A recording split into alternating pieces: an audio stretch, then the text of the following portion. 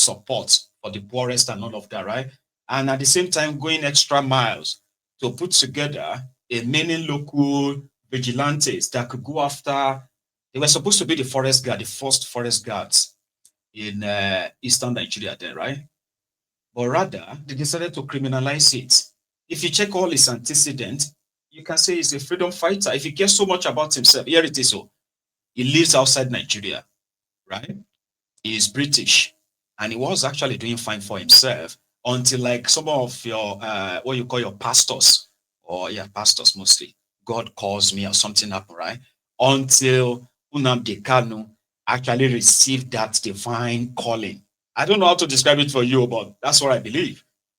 You know, you to get to a stage in your life that you'll be like, okay, I'm just doing this to kind of like enlighten the people. Then at a point, you just discover that, oh, even me, I didn't know all this before I ventured into all of this. So this thing is actually deeper than this. Oh, hang on. Oh, there's actually a premeditated plan of a jihad, which will sweep through the southern Nigeria. Oh, southern Nigeria, that's where my people are. Okay, you know what? I'm going to begin to actually invest my time in this, not only to research and know more about what they are up to. I'm going to alert everybody, even if it has to take my life. Do you understand when somebody had to kind of leave all of that behind? Maybe you don't. Because so many people have told him, why didn't he just go back to his family? Just stay here. You can leave all this struggle because you cannot understand. There are some certain things that you get to know, right? And you are so powerless that you are like, you wish you have this power. You wish you have this. Do you know that kind of a thing? Like, I wish I had this power. I could have done this. I would have done that. But you don't. But there is one power, information. Maybe when more people are aware, maybe when more people are very much like conscious enough, that would then save resources of trying to prevent something because now more people will be like, let's do it. That's his expectation. So he's a freedom fighter.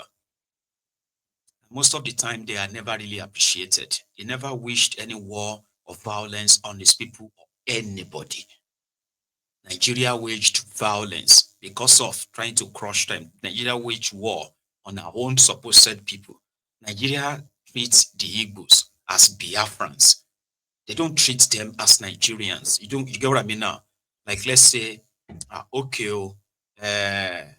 we have the eastern part of Nigeria, the Igbos, okay? And they want Biafra. Of course, they do. But there are Igbos who also don't want Biafra. But they are preoccupied with so much that the talk of that Biafra is like extra curriculum for them. They are all there, striving to make their own living inside the Nigeria economy that Nigeria has created for them.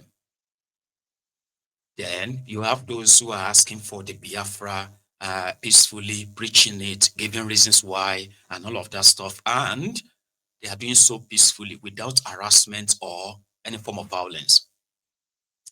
The Nigerian government decided to say, hey, we need to stop them from breaking away from Nigeria. So what we're going to do is that we're going to militarize the entire region. We're going to treat the people like piece of shit, right? We're going to stop them in traffic and ask them in their multitude to come down from their vehicles and raise up their hands and walk 2-3 kilometers down in their own region, inside Nigeria. Then you sent all these repentant Fulani terrorists in Nigerian uniform with machine guns who were shooting into people's homes, civilian homes. They were setting people's homes ablaze because they are looking for IPOB.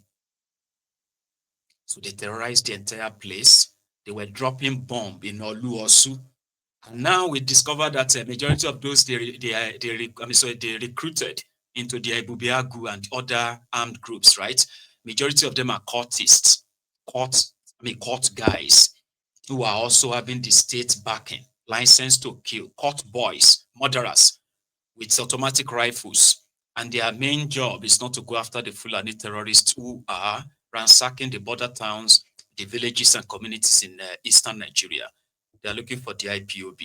And if they disagree between themselves, two courts kill themselves, the Bubeagu will say, oh, they just killed some IPOB members. Oh, they have just, you know what I mean? Anyway, they have been playing all of that, back and forth in their effort to try to subdue them. Then they turned around and said, oh yeah, we are fighting IPOB, we are fighting ESN, we raided this camp, we raided that camp, when indeed they are raiding the camps of their own politically sponsored terrorists. Because how do you have that amount of soldiers, that number of soldiers, weaponry in eastern part of Nigeria? Yeah. And then their job, according to this, to go and look for who? To go and look for the ESN and the rest. But they are not looking for them. They are themselves the real terrorists, terrorizing the ordinary people. So they are the ones bringing violence. They are the ones who introduced violence, making people disappear. Amnesty International has it on their record that over 2,000, this is just kind of like conservative figure, over 2,000 young Igbos have been killed by Nigerian authority, the military, as well as the civilian armed state vigilantes in eastern part of Nigeria in the last 10 years alone. Targeted killings, all because of what? Because somebody is saying that, you are profiling us, you are doing this, you are economically trying to sabotage us. When the process, you are sabotaging the country. We are done, we want to leave. But let's have a chat around that. No, we're not having a chat. We're going to kill you. We're going to teach you a lesson, like Bokwari tried. So a lot of people are coming out tomorrow. Yeah, they've managed to get a fake court injunction. The filings was wrong. The name of the organizers, as they try to, is wrongly filed. So the court injunction is not really binding. So that simply means that there will be breakdown of law and order, not on the part of those who are going to demand for the release of Nnamdi Kanu. It is going to be coming from these thin-skinned rogues, right, who kidnapped Nnamdi Kanu. And right now, he has become that fish bone stuck in their throat, or that bone that is tied to the neck of a dog. You can't eat it. The one stuck to your throat, you can't force it. You will bleed. So, how are they going to handle it? It's only time that will tell. But others are pretty much saying this is not about IPOB, about Biafrans, about, you know what I mean? It's about injustice that people have allowed to fester. And if you don't do something now, where this is headed, you would wish you did something. There is somebody from northern Nigeria, by the way. All right, we thank God for what God is using Showore to do, for his movement of releasing Nnamdi Kanu protest on 20th October. We are going to support you, our brother, Showore. Thank God for how God is using you. And for the bloggers, that when we call for release of Nnamdi Kanu protest, that you couldn't actually use your blog to push it or to promote it. God go punish you people. It's just because Showore movement is gaining momentum and you people have started to begin to blog nonsense against it, God will punish you people. And I've always said, for those bloggers that are being used, the day Nigeria will happen to you, God will turn people against you. And thank God for the love of Showore and for the Southeast politician that has made themselves useless. They are useless because they couldn't do anything. And a Yoruba man is making push and galvanizing people for the release Nnamdi Kanu, and you people say he want to use Igbo to get political relevant. It's better he use the Igbos to get political relevant than for you that you were useless. Nnamdi Kanu has been in detention for years, you couldn't do anything. Is it not better than a Yoruba man is using Nnamdi Kanu to gain political relevance? Well, you people were useless from day one. This guy is dying in detention. So we will support you for this protest. And we are going to use whatever we have to support you on that protest. As long as federal government are not willing to do the right thing, we will not also rest in our part. We cannot see a situation we live in the same country and people are treated differently. For that reason, Showore will support you with all our strength and our energy and our last blood. May God bless you, my brother. Man, and you too. Frequently asked questions. What is this protest going to change? Is Tinubu now going to release Nnamdi Kanu because of Showered protest? I'll tell you what this can do. It's a two-way thing. So let's look into it this way. We wake up tomorrow and the first video you see, and you see sea of heads. For example, around 8 a.m., you're able to see, let's say, 1,000 people. By 9 a.m., you're already counting about 5,000 people. And by 10 a.m., the entire gathering is already with over 10,000 people. Do you know what the number 10,000 people looks like? It's substantial. Now, this is conservative, okay? Now, if you have this 10,000, minimum 10,000 move through the something fountain in Abuja, Unity Fountain, where they are going to see all the civil defense, all of them, who are now pretty much going to have to provide security. They're going to have to guide all of you. They can't shoot, they can't do anything. So with that number, they now move straight to the three-arm zone. With that number, right? Straight to either the judicial, what do they call that place? Supreme Court, or you go straight to National Assembly, right? Or you can face Aso Rock at that point. So do you understand that number matters, right? So in that process, right? In that procession, rather, people give speeches, demand for the release of Nnamdi Kanu, gave all of that another, and then said, we are giving you 3 days, for example, for you to release Nnamdi Kanu, because we are going to come back. The next time we come back, we will not leave until Nnamdi Kanu is released. Now, picture that for a moment and tell me if that would not force them to call that their emergency meeting, discuss all their options. Should we start arresting those identified with them? Should we start bringing in more weapons and more men to the, or should we just pay more people to counter protest? The options before them will be like, or should we just release him? Right? That is what the effect of. It doesn't mean that tomorrow they are going to say, look at them, or they are coming, take Nnamdi Kanu. Take Nnamdi Kanu, take him. No. No. Number matters. It does. Because if you are able to gather at least 10,000, I don't want to exaggerate anything. 10,000 is not a big number that way, but when you gather 10,000 human beings, even the military themselves and everybody around will be like, we need to handle this better now. So they will approach you and tell you that please just be peaceful. Okay, please be peaceful. And then you march. All the places they said they are restricting them, you will march.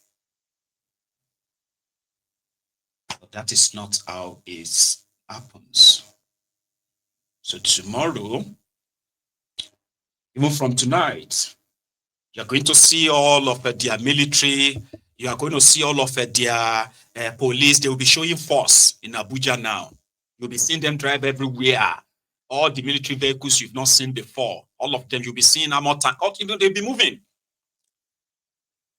And so in the morning, if they realize that people are just coming in twos, in threes, in 1, 2, 3, and by 8 a.m., you only have just about 50, 60 people.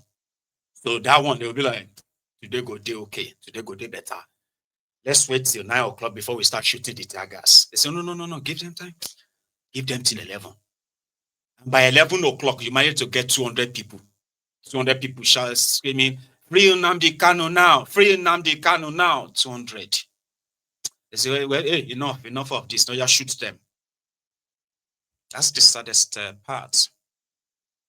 I really do wish. And you know something about number, right? Is that you will be more protected when you are part of a huge number than few that we've witnessed in the past. So that's why don't be intimidated about these things, because you staying away does not mean that they won't still get you. Do you understand? As an Igbo person or suspected to be Igbo, even those of you are not Igbos, but from that extreme end of the East, you are still seen as one. And you have to explain yourself a lot that to say, I am not. What is all this? Which can contribute this? Why is it that keeping Nnamdi Kanu is politically dangerous for the same APC, Egbekegbe, that kidnapped him? You know, Tinubu is not in good book of them in the North right now. No, he is not. The main opposition he has right now is the North. As much as they want to present, this sort of like acceptance and whatever it is, right? The North. So as people are preparing for tomorrow, right? We also have those who are also preparing for tomorrow for the release of Nnamdi Kanu. We also have those who are also preparing for tomorrow to resist and say Nnamdi Kanu must not be released. One of them is a guy that served injustice for more than a year himself. Ijele, he's called Ijele. He was normally from Turkey. So yesterday, right, in order to prepare for the counter protest against the release of Nnamdi Kanu, okay, he staged a mini protest and he said he's going to mobilize all the victims of the killings in eastern Nigeria. He's going to mobilize them to Abuja and they are going to counter protest and they will demand that Nnamdi Kanu must not be released. He had some guys with him who printed a picture of Dora Akunyele's husband that was shot and killed in, I think it was in Anambra or thereabout. And they have done everything to link that to the IPOB, or it was never at the IPOB. The news is out there, but it won't make sense if you don't name it after the IPOB. Do you get that now? So this guy was in Abuja, and he said tomorrow he's going to make sure that no matter the numbers the Showore mobilizes, right? They will mobilize, counter-mobilize, because Nnamdi Kanu must not be freed. His reasons. Calling you people by name, you are another person. We will call your names because you've gotten us involved in this. It's none of our business. It's between Nnamdi Kanu and the FG, and you people are getting us involved. Well, we will enter it, we will accept that challenge, and we are making it known to Nigeria that we did not send in Nnamdi Kanu, and the notion that the politicians had once holding him is false. How many of them are not giving him money? We'll beg the DSS to release every metadata on any electronic device gotten from Nnamdi Kanu when he was arrested. Check through his bank account, you will see, definitely, you will see the politicians, their PAs, their SAs or SSAs, or their belief change contacts that are using to send money for him. So many of them have come to confess to us. So you want Nnamdi Kanu to be prosecuted? Hang him! He has to be prosecuted to the full extent of the law. Whatever the punishment is, he must suffer it. If you don't punish him, we know how to benefit from things, especially when money is involved. Punish him, you will get no Biafra fraudster anymore. But you free him, you are empowering the rest. You are encouraging them to start there. Because they know they will be forgiven and they will make money. Of course. So that's why before he entered into this agitation, he was living in a one-bedroom. Yeah. Today he's a billionaire living in multi-million. Yes, he now is a wealthy man, enjoying blood of innocent Igbos. Every now and then, every decade, every other 10 years, one person, one criminal will come out and begin to claim he's fighting for Igbos. A lot of young Igbos will be slaughtered, and then they will enjoy upon the blood of these Igbos. and then when there is no consequences, another person will also come back again to start another agitation, because they know there is one thing that is in every Igbo man's heart. That civil war that was fought. Every Igbo man, when he mentions anything about Biafra, it's like you've gotten them. So these criminals, since there is no consequences for their action, they will continue to come, they will continue to recycle, each one will continue to come and make his own money and kill people, and then there will be no consequences.